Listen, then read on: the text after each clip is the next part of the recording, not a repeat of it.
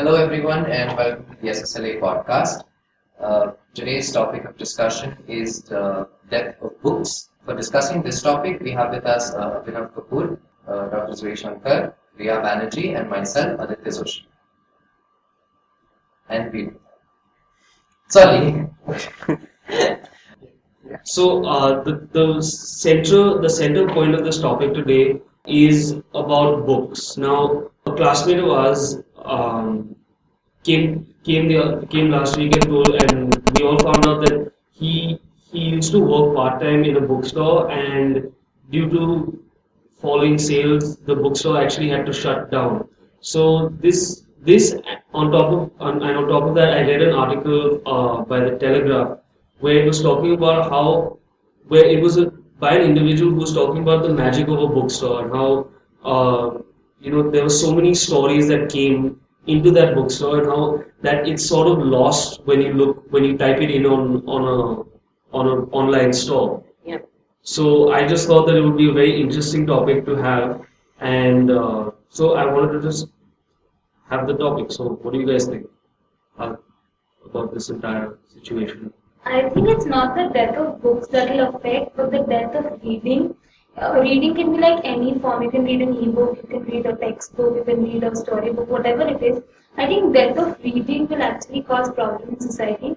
Though obviously the smell and the crisp of a new book and having that new book to curl up with has a completely different experience than having the e-book or a book on the tab or something like that. Well, I agree to what Priya says because I've not been such a fond reader until recent times. It's just very recently in the last, let's say, maybe 6 months or so that I've started reading. And somehow, even though I've just started reading, I still prefer to read books, like actual books and not e-books and everything, because I don't know, the feel of reading a book is much different than reading something on your computer screen or maybe even those Kindles that you get. Yeah, I've actually had a rather unfortunate experience. I was reading on an iPhone. I was reading a book, and I fell asleep, and it ended up falling on my face. And when that happens with the book, it's nice because the pages just cover your face. Here, it's rather hard. Well, I think the death of books are happening due to a very strong medium known as internet, because you don't need a book because whatever you need to find, just Google or Twitter or YouTube, you get the amazing videos out there. And the best part about internet is that your whole world is captured into one place. So you don't need to go to or you don't need to waste your petrol, or you don't need to waste your time going out to the library or going to some place which is which is full of silence, where there is no one to disturb you. So the death of books is actually happening because nowadays our peers and everyone are much more inclined and much more bothered with social networking side and want to socialize a lot, apart from actually wanting to go and read a book, because reading a book occupies a lot of your time. It doesn't give you a place where you can. It doesn't give you a place where you can actually say that, oh, reading books are cool. So if I'm getting this right, so you are okay with the whole idea of the internet coming in and e-books and stuff being more virtual than actual? Yeah, because virtual things are something which you could see it on screen, right? And actual thing, you would be needing something known as hard copy for it. Why to burden your bag with the books? So the idea is not that you should carry a bunch of bag every time with you and keep on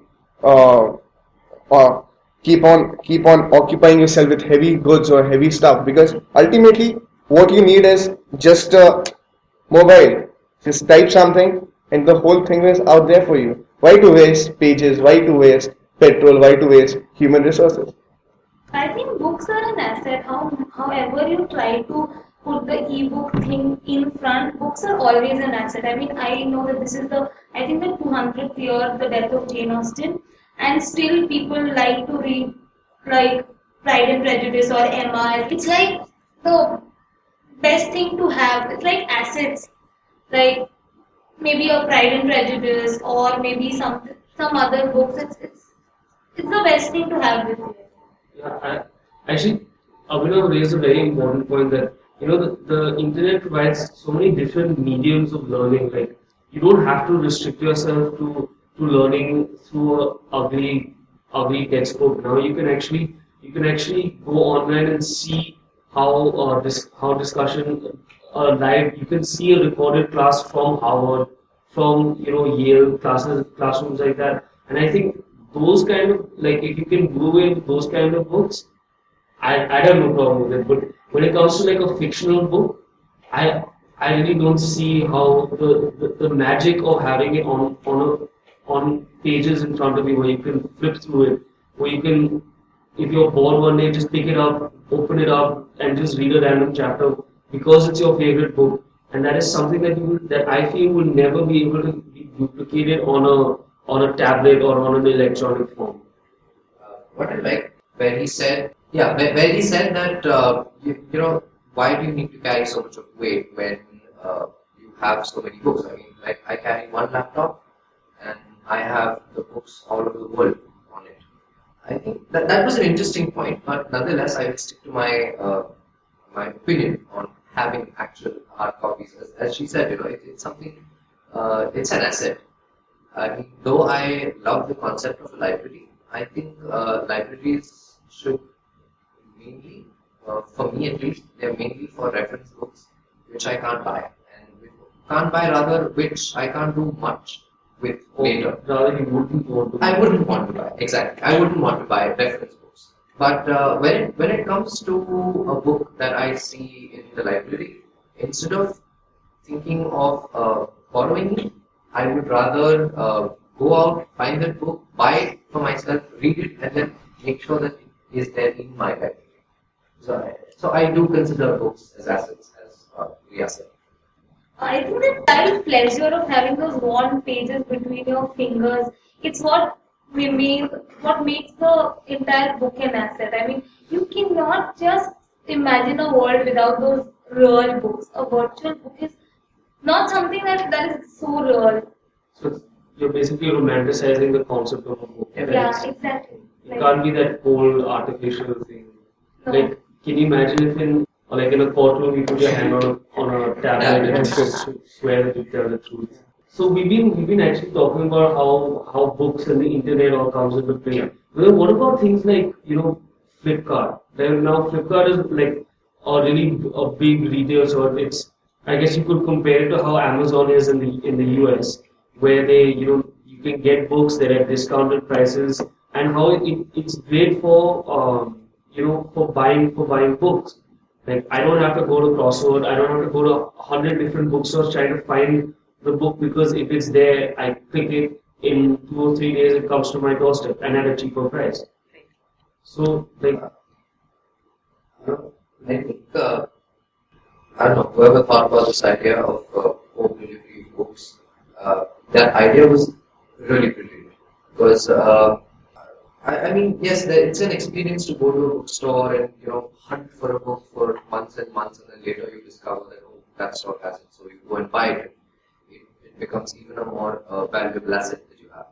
But I think, as you mentioned about the websites, they are, I don't know, I mean, they're doing great with books, and yes, people are getting a little lazy because they provide you everything. It comes to your house. The best part about it is cash on delivery. If it doesn't reach you, you don't get it. You can order it again. If you get the wrong book, you can go and replace it. If it's faulty, you can go and replace it. So that would work great with books. But as far as these websites are concerned, I don't think they would ever go beyond books, like all of those shopping websites that even Flipkart provides other things also. But I think books is something that needs to be bought from a bookstore. I mean, I myself do order from Flipkart. I mean, I don't go to stores and do that. But whenever I see a crossword or landmark, I make it a point to go in to look at books, to read.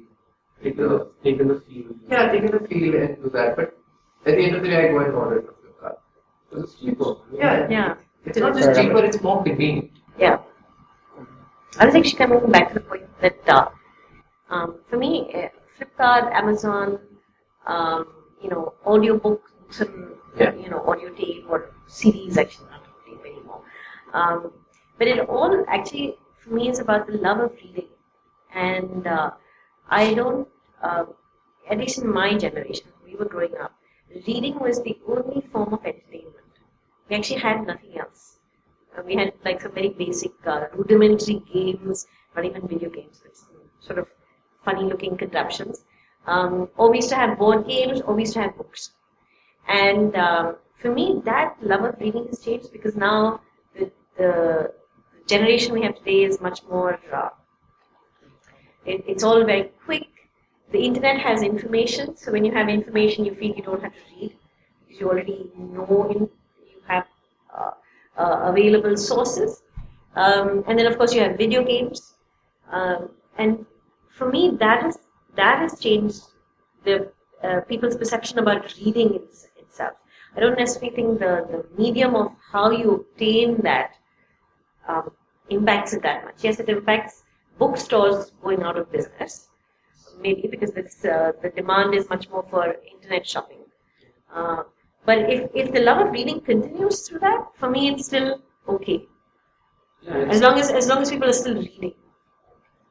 As ma'am pointed out that the books were the only entertainment during her childhood, I would like to take that point further and add something to it, that books are the biggest entertainment for a person who has like started his childhood till the time he graduates. For a person like me, it's the only source of entertainment, no matter it's a positive or a negative thing. But I have been surrounded by books all my life, and I think somewhere down the line, the youth today is much more getting or breaking the horizons of the book and trying and pulling their ideas into every field.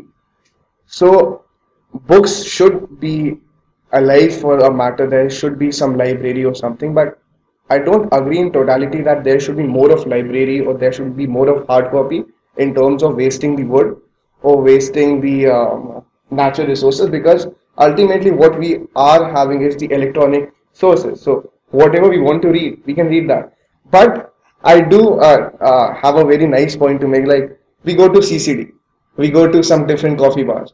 It's like we talk, we drink coffee, and love happens, or an encounter with different person happens, and you feel good about it. You feel happy about it.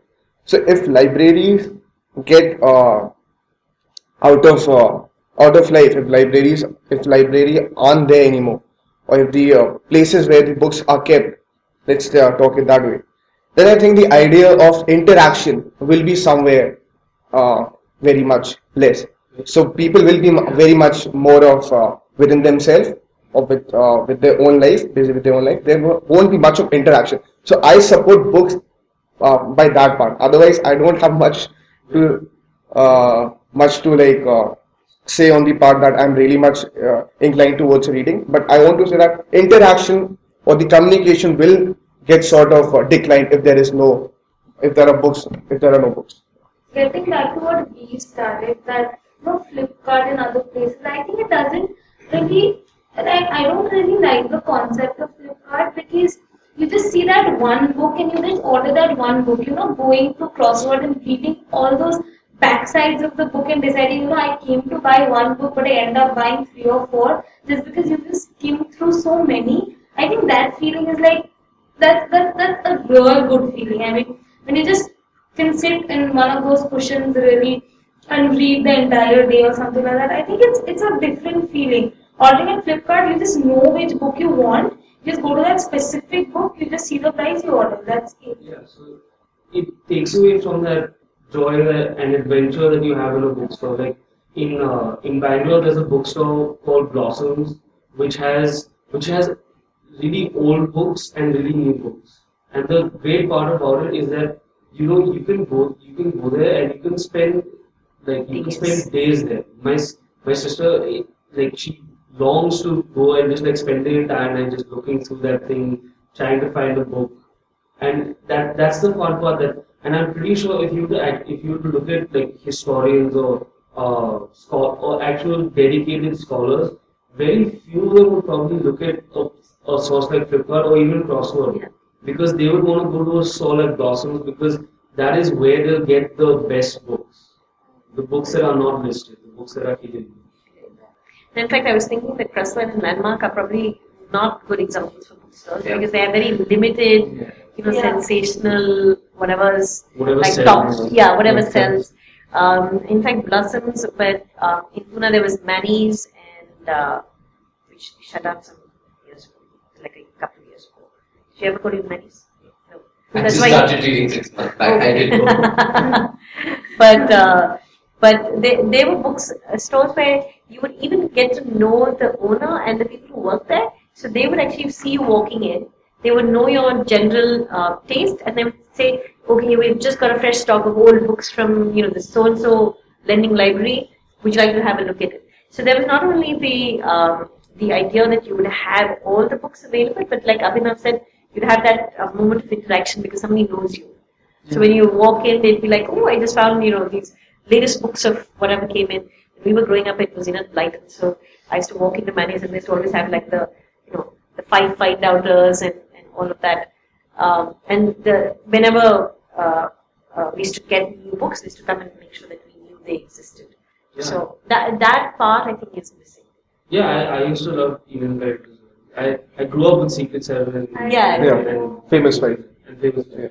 Yeah. But and that actually what you just said reminds me of that article that I read in the Telegraph where the person who had written it was describing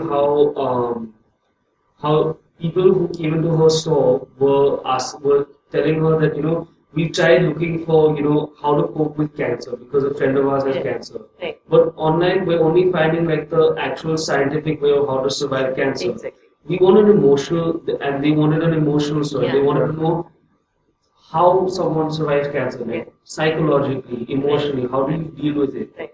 And that is something that is it was hard to find online, and that is when they resorted that, let's go to a bookstore. And that's the great thing about a bookstore and getting to know someone is that one person sitting behind that counter has probably read most of those books there because if books are their life. Right.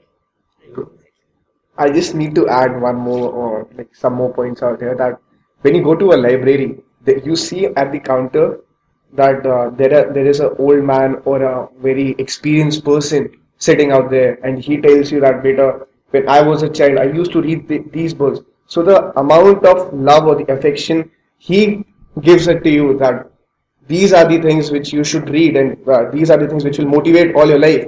So that the hand of a elder person on your hand makes you feel that you're still in a life where you still need to learn a lot. While if you're much occupied in the laptop or the electronic resources or somewhere, you only tend to believe that I'm the man or I'm the person who has the most of the knowledge occupied in my palm.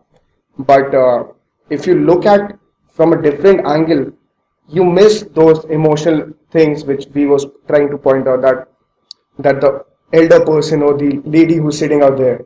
I think libraries should be there, but I don't entirely discourage on not having a library, but somewhere I do encourage that you should have library. Not many, but some good libraries. Or some good, there should be some. I think with books also, somewhere I see the newspapers also going through a similar fate of books, where like the internet space for news is becoming so vast day by day that sometimes what happens is most of the news I also read is from the internet. I mean, very rarely do I pick up a newspaper and sit in one place and read it. I think newspapers are suffering from a different kind of disease, and that is like the concept of like sensationalism, that they have that desire that they need to get those many issues out, and that's where they start to lose out. Whereas as Abhinav was mentioning that books are and that's actually directly linked to what Abhinav was saying about how media is sensational, how the world is becoming smaller, and I'm just going to take a back step and go to what Abhinav said about how people become engrossed in their laptops. You like look at. I feel really old saying this, but look at the kids of today, where they like you have kids who are not afraid of talking back to their parents, being rude to elders. When we were brought up, a lot of us were brought up with that notion that they have the respect, they have experience in these things. Whereas with the vast world of the internet, and being able to connect with hundreds of different cultures and forms of media, we just like to think that I know it all, and that's most of the time not the case. Tend to take things for granted. As in, like, if I have the best laptop or the latest gadget with me, I know everything. I don't need the book. I don't need the newspaper. It's okay. I know everything. Yeah.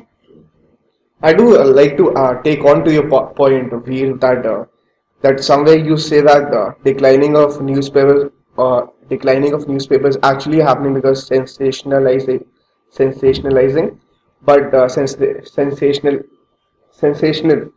What do you say? Sensationalism. Sensationalism. Okay, but apart from sensationalism, it's actually happening because the amount of